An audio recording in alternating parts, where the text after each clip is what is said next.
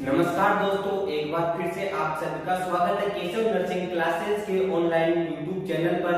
तो दोस्तों, आज के इस सेशन में हम पढ़ेंगे मेंटल हेल्थ नर्सिंग सब्जेक्ट के बारे में। इसके अंदर मेंटल हेल्थ नर्सिंग के अंदर हमारा टॉपिक है मेंटल इलनेस। प्रीवियस क्लास में हमने पढ़ा था मेंटल हेल्थ क्या होती है। आज की क्लास में हम पढ़ेंगे मेंटल इलनेस के बारे में।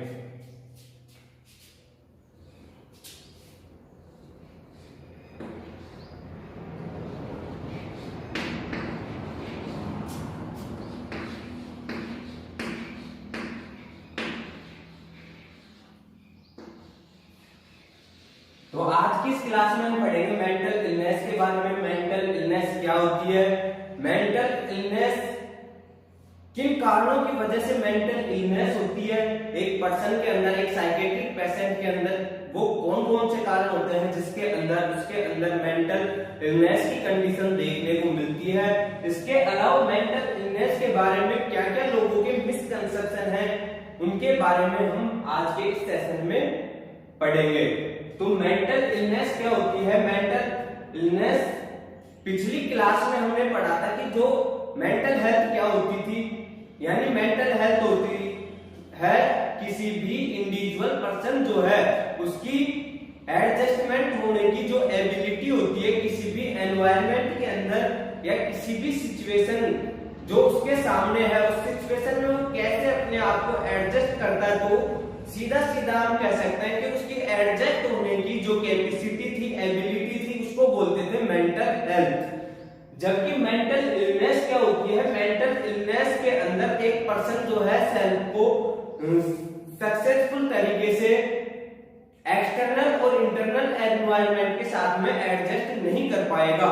इसके अंदर जो एक पर्सन होता है उसकी थिंकिंग वगैरह की जो कैपेसिटी होती है वो इंपेयरमेंट हो जाती है, impairment of the mental functioning, यानी कि उसकी जो मेंटल फंक्शनिंग होती है उसके अंदर गड़बड़ आ जाती है। उसकी जो सोचने समझने की कैपेसिटी है उसके अंदर जो गड़बड़ आ जाती है उसको बोलते हैं मेंटल इलनेस। तो मेंटल इलनेस और मेंटल डिसऑर्डर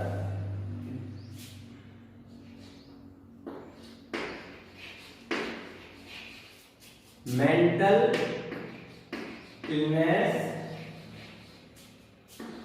और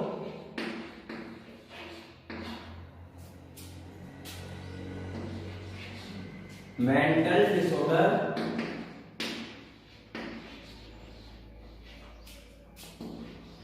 is the impairment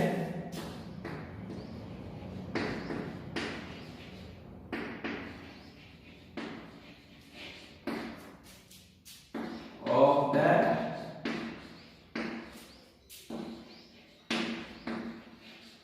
mental functioning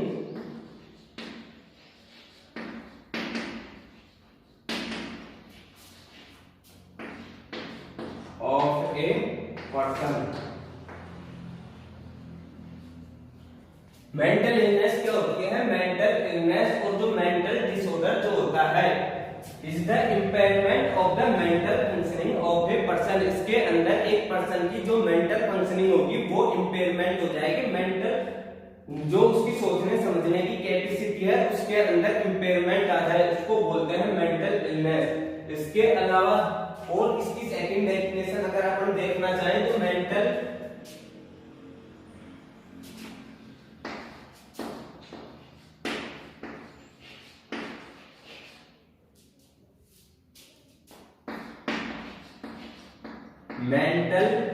illness is the unsuccessful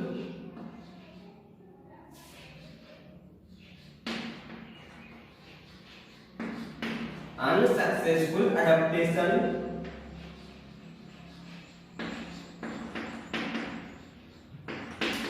in the external and internal environment। Mental illness is the unsuccessful adaptation in the external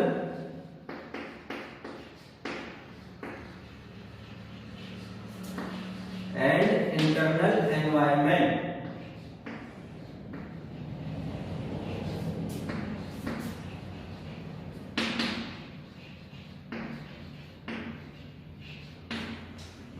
internal environment evidenced bye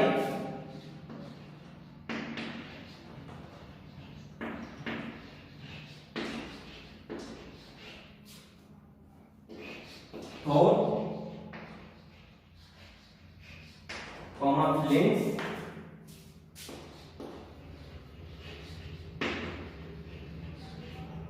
and behavior.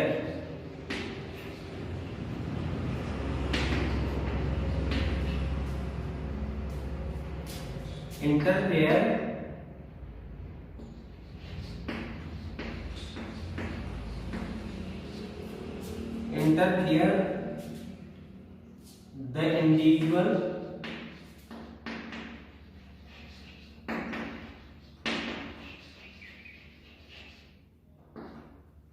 and society.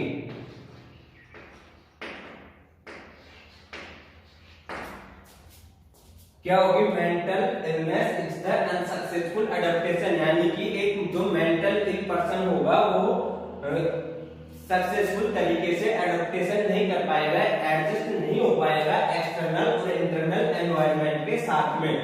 अब जो वो mental illness हुई है वो किसके द्वारा होगी? उसके विचारों के द्वारा, उसकी फीलिंग्स के द्वारा एंड बिहेवियर के द्वारा, और जो कि किसको इंटरफेयर करेगी? उसके इंडिविजुअल की लाइफ को और सोसाइटी के अंदर जो उसकी लाइफ है उसको क्या करेगी? इंटरफेयर करेगी। ये होती है मेंटल इलनेस। अब बात करेंगे इसके इटियोलॉजी के बारे में।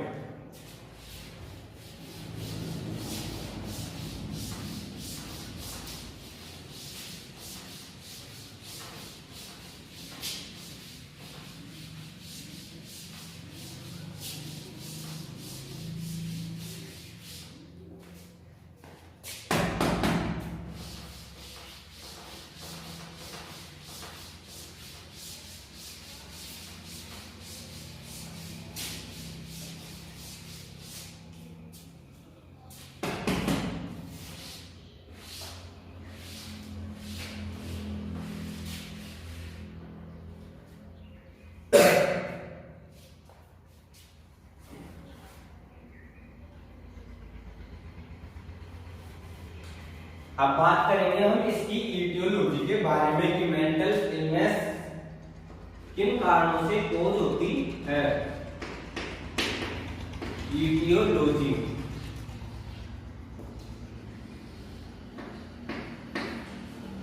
इटियोलॉजी के अंदर वो सारे फैक्टर्स आते हैं जिनके कारण मेंटल इलनेस कोज होती है, जिनके जो मेंटल इलनेस को कोज करते हैं, जिनके कारण मेंटल इलनेस होती है एक इंडिविजुअल के अंदर। तो फर्स्ट वन देखें अपन, तो फर्स्ट वन है बायोलॉजिकल फैक्टर।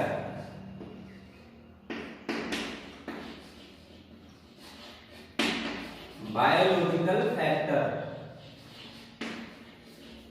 तो बायोलॉजिकल फैक्टर के अंदर अपन बात करें तो बायोलॉजिकल फैक्टर क्या होते हैं मित्रों?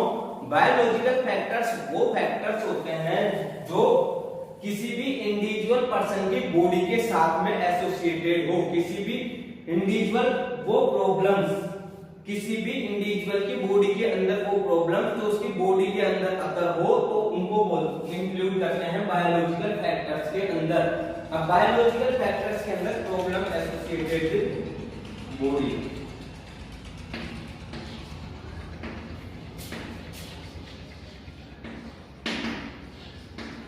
Problem associated with human body.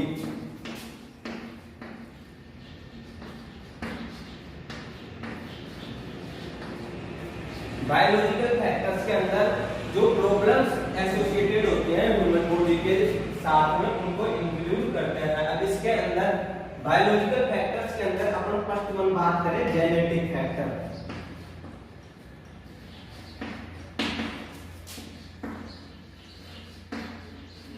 तो जेनेटिक फैक्टर्स की बात करें तो जो कोई भी इंडिविजुअल पर्सन होता है दोस्तों, तो उसकी बॉडी के अंदर जो उसके अंदर जो कैरेक्टरिस्टिक्स आते हैं उसके लिए आपको पता है कि जीन्स रेस्पॉन्सिबल होते हैं उसके किसी भी इंडिविजुअल पर्सन के बालों के कलर के लिए, उसकी आईज के कलर के लिए या उसकी स्किन के कलर के लिए, इन सभी के लिए क्या रेस्पॉन्सिबल होता है? जीन रेस्पॉन्सिबल होता है। जीन और क्रोमोसोम्स जो होते हैं ये रेस्पॉन्सिबल होता है। अब जेनेटिक फैक्टर्स की बात करें तो या तो जीन के अंदर कोई एबनॉर्मलिटी आ जाए, जीन के अंदर एबनॉर्मलिटी आ जाए,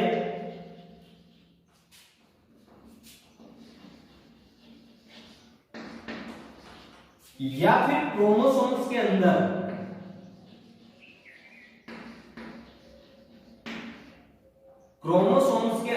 एबनॉर्मलिटी आ जाए, तो वो क्या कॉज कर सकता है, मेंटल इलनेस, जैसे कि डाउन सिंड्रोम।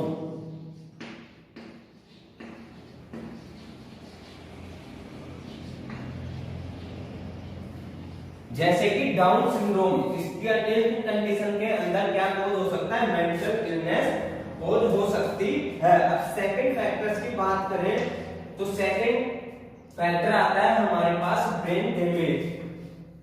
बायोलॉजिकल फैक्टर का जो सेकंड फैक्टर आता है वो आता है brain damage.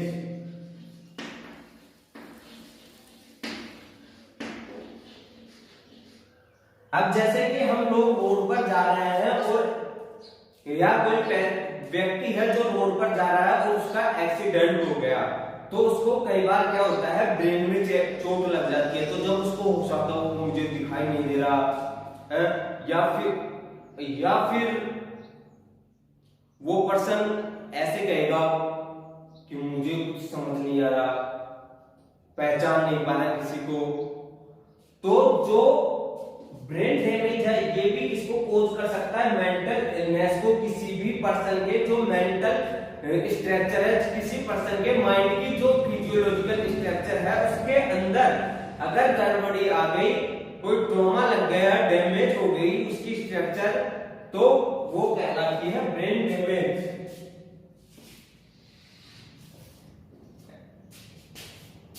Any brain damage क्या होता है, any changes in the structure of the brain,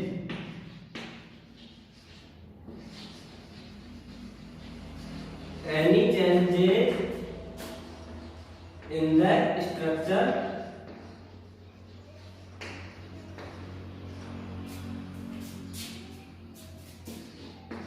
of brain, brain के अंदर किसी प्रकार की उसके स्ट्रक्चर के अंदर चेंजेस आ जाए किसी ट्रॉमा के कारण, तो उसको बोलेंगे ब्रेन डैमेज। अब एक बार इसको रफ कर देता हूं, उसके बाद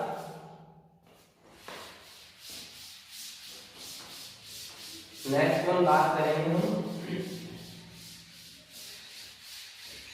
बायोलॉजिकल फैक्टर्स के अंदर ही है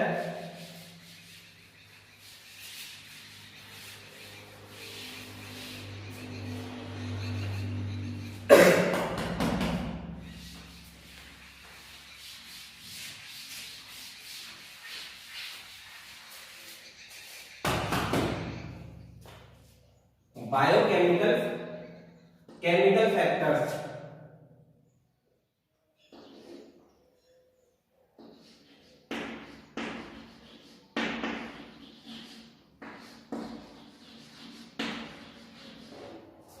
तो दोस्तों बहुत सारे न्यूरोट्रांसमीटर्स ऐसे होते हैं हमारे ब्रेन के अंदर, ऐसे न्यूरोट्रांसमीटर्स होते हैं जो क्या करते हैं, ऑल ओवर जो ह्यूमन बॉडी होती है उसको कंट्रोल करने का काम करते हैं।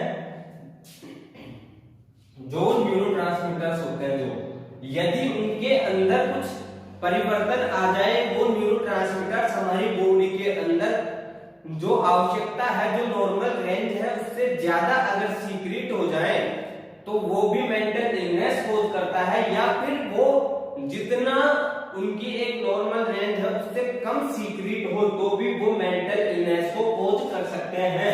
केमिकल फैक्टर्स क्या होते हैं, केमिकल फैक्टर्स वो न्यूरोट्रांसमीटर्स जो कि कंट्रोल करते हैं। Our body is controlled by neurotransmitters, our body is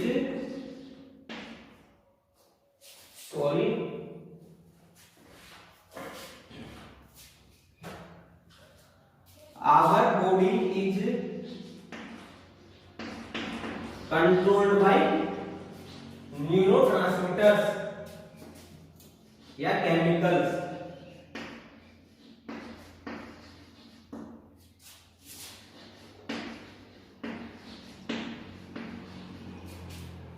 हमारी बॉडी किसके द्वारा कंट्रोल होती है? न्यूरोट्रांसमीटर्स के द्वारा। यदि किसी प्रकार का अल्टरेशन आ जाए इसमें, any alteration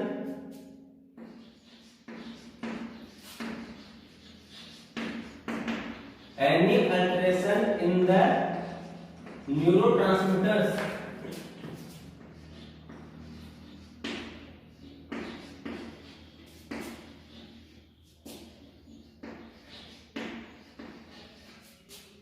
can cause mental illness।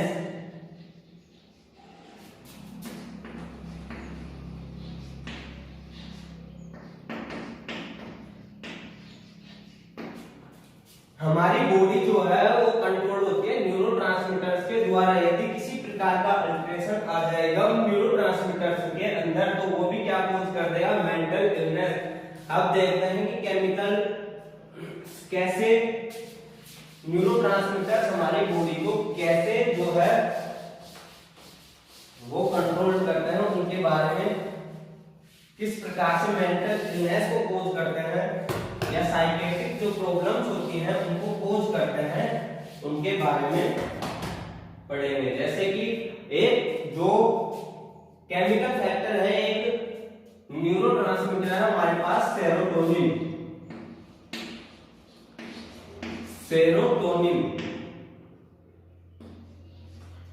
अगर ये न्यूरोट्रांसमीटर जो है सेरोटोनिन, अगर ये हमारी बॉडी के अंदर इसका लेवल इंक्रीज हो जाएगा, यदि इसका लेवल इंक्रीज हो जाएगा तो हमारी बॉडी के अंदर एक कंडीशन डेवलप होती है, मेनिया।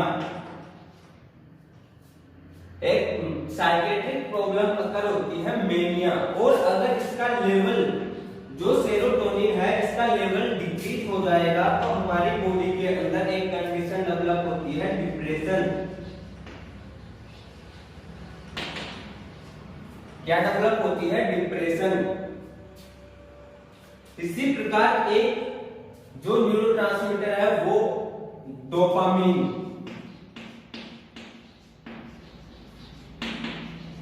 डोपामिन का लेवल अगर इंक्रीज हो जाएगा बॉडी के अंदर, तो यदि इसका लेवल इंक्रीज हो जाएगा तो एक साइकेट्रिक प्रॉब्लम होती है, वो अगर हो जाएगी सिजोफ्रेनिया।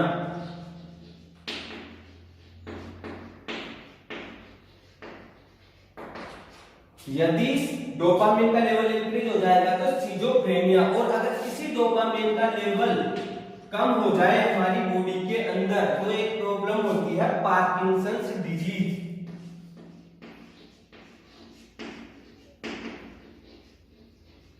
पार्किंसंस डिजीज ये अराइज हो जाएगी। इसके अलावा अगर गाबा का लेवल जो है डिक्रीज हो जाए तो ये क्या कर देगा? एंजाइटी कोज कर देगा एक पर्सन के अंदर। क्या कोज कर देगा? एंजाइटी कोज कर देगा। अब अपन सेकंड इटियोलॉजिकल फैक्टर देखेंगे जो मेंटल इलनेस के लिए रेस्पॉन्सिबल है।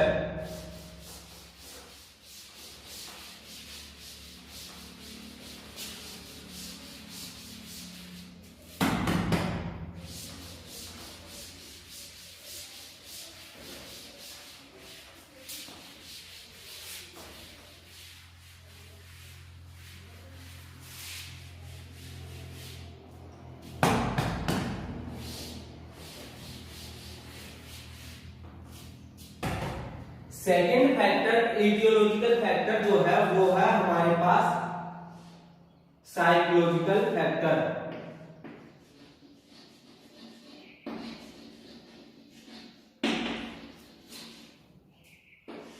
साइकोलॉजिकल फैक्टर, तो देखिए साइकोलॉजिकल फैक्टर्स कैसे मेंटल इलनेस को कोज करते हैं। तो कोई पर्सन है, उसके अंदर किसी प्रकार की कोई साइकोलॉजिकल प्रॉब्लम जो है उसको वो भी मेंटल इलनेस कोज कर सकती है। जैसे कोई मैरिड पर्सन है, अगर उसकी वाइफ उसको तलाक दे दे और उसको छोड़कर चली जाए, तो उससे भी उसके अंदर जो है क्या अराइज हो सकती है, मेंटल इलनेस या लव अफेयर में फेल हो जाए, कोई पर्सन ब्रेकअप हो जाए, तो वो जो है साइकोलॉजिकल प्रॉब्लम जो है वो मेंटल इलनेस को कोज कर सकती है। तो यानी कि मैरिज प्रॉब्लम हो सकती है,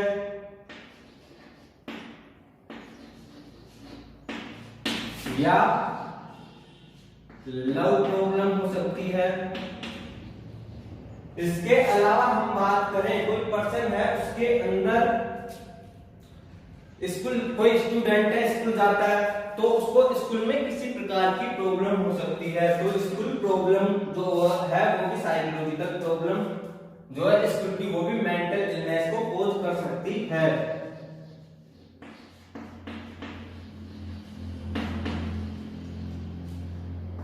इसके अलावा कोई वर्क रिलेटेड, जो जहां पर कोई पर्सन है वो वर्क करता है, तो उसके ऑफिस से रिलेटेड भी कोई साइकोलॉजिकल प्रॉब्लम हो सकती है, तो वो भी क्या कोज कर सकती है, mental illness, work related problem. इसके अलावा बात करें हम लोग, कोई पर्सन है फैमिली के साथ में उसका आईपीआर मेंटेन नहीं है, फैमिली के साथ में सही तरीके से उसकी नहीं बनती है, तो इम्प्रॉपर आईपीआर विद फैमिली।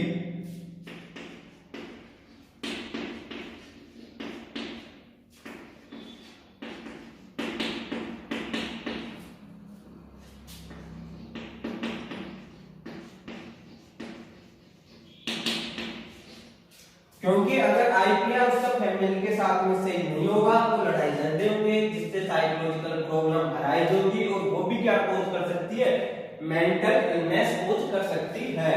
अब इसके अलावा हम थर्ड जो है इटियोलॉजिकल फैक्टर्स, उसकी बात करेंगे।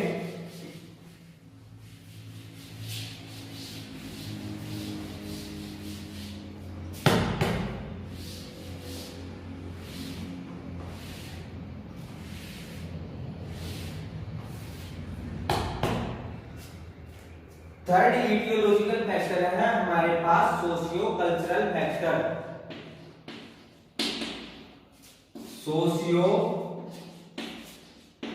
Cultural factor, socio cultural factor की बात करें तो कोई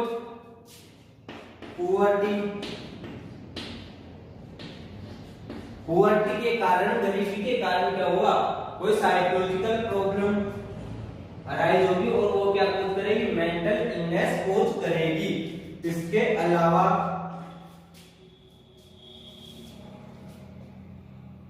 पुअर्टी हो गया, पुअर्टी के अलावा जैसे अर्बनाइजेशन हो गया,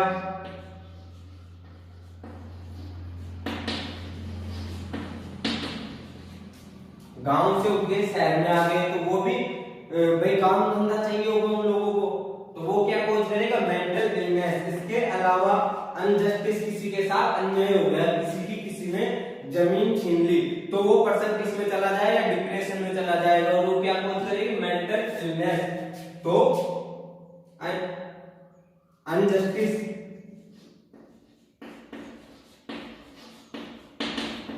इसके अलावा अनसिक्योरिटी,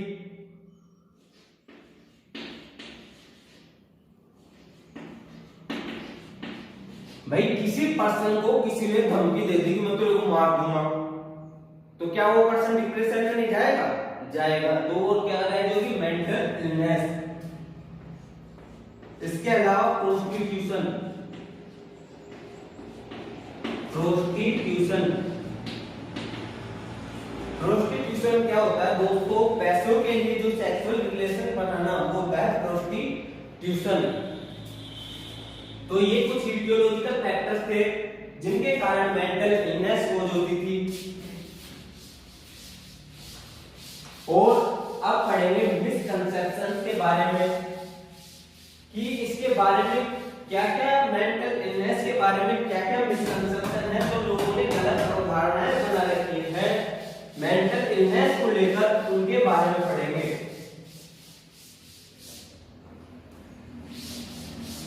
तो मेंटल इलनेस को लेकर कौन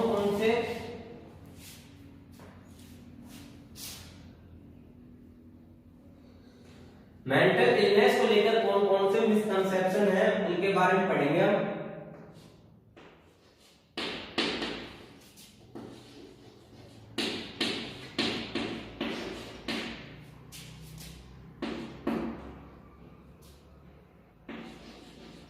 कौन कौन से मिसकंसेप्शन है मेंटल इलनेस के बारे में, उनके बारे में पढ़ेंगे। तो देखिए, अपने क्या बोला जाता है कि भाई कोई भी पर्सन है वो मेंटल इल है, पागल है, तो वो क्या करेगा, उल्टा सीधा बिहेवियर शो करेगा। ये क्या है, मिसकंसेप्शन है। ये कोई जरूरी नहीं है कि कोई पर्सन जो मेंटल इलनेस है हाँ वो और बिहेवियर शो कर सकता है, लेकिन ये कोई जरूरी नहीं है कि वो और बिहेवियर शो ही करे। यानी कि क्या मिसकंसेप्शन है कि मेंटल इल पर्सन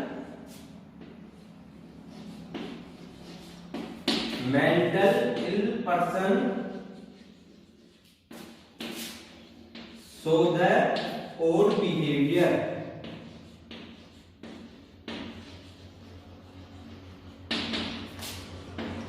इसके अलावा सेकंड वन हम बात करें, क्या बोला जाता है मेंटल इलनेस के बारे में, क्या ये तो जन्मजात ही पागल है, जन्म से पागल है। जन्म जो मेंटल इलनेस होती है जन्म से ही प्रेजेंट होती है। ये क्या है, मिसकंसेप्शन है, क्योंकि मेंटल इलनेस जो है दोस्तों, अभी इटियोलॉजिकल फैक्टर्स में पढ़ा था कि जो मेंटल इलनेस है ये बर्थ के बाद में भी अराइज हो सकती है। हाँ, जेनेटिक भी हो सकती है, लेकिन ये बर्थ के बाद में भी इटियोलॉजिकल फैक्टर्स थे, जो ब्रेन डैमेज था, इसके अलावा जो सोशियो कल्चरल फैक्टर थे उनके द्वारा भी कोज हो सकता है। तो ये क्या है, एक मिसकंसेप्शन है कि क्या होती है, mental illness is genetic.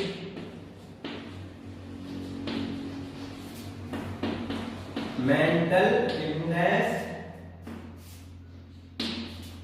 Is genetic, ये क्या है, मिसकंसेप्शन है। इसके अलावा क्या मिसकंसेप्शन है मेंटल इलनेस के बारे में कि कोई पर्सन मेंटल इल है तो वो किसी ने कुछ करा दिया होगा, ब्लैक मैजिक, सुपरनेचुरल पावर, क्या इसके ऊपर तो किसी आत्मा का साया है, पोजेशन ऑफ। तो ये सब चीजें जो है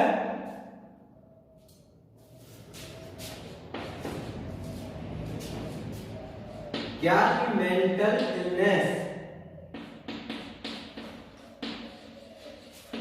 इज caused by supernatural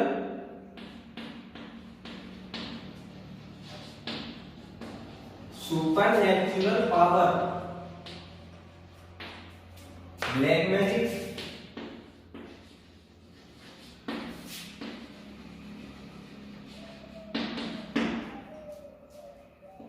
ये क्या है, मिसकंसेप्शन है। इसके अलावा और क्या मिसकंसेप्शन है कि भाई किसी पर्सन को एक बार मेंटल इलनेस हो गई तो फिर वो ठीक नहीं हो सकता।